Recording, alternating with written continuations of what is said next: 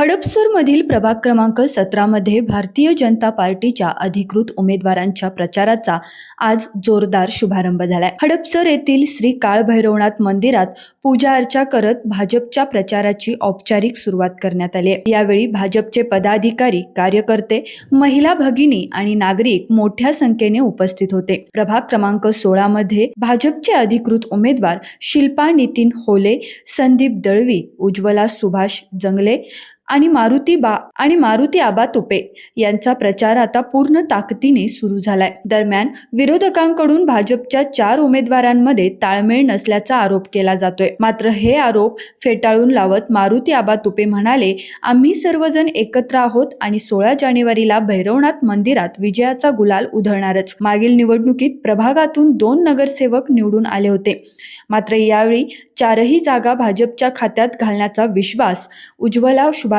जंगले यांनी व्यक्त केलाय। कार्यकर्त्यांचा उत्साह, लोकांचा प्रतिसाद पाहता प्रभाग क्रमांक 16 मध्ये भाजपचे पारडे जड असल्याचे चित्र दिसून येते। रोकठोक महाराष्ट्राला सबस्क्राईब करा आणि बेल आयकॉनवर क्लिक करायला विसरू नका।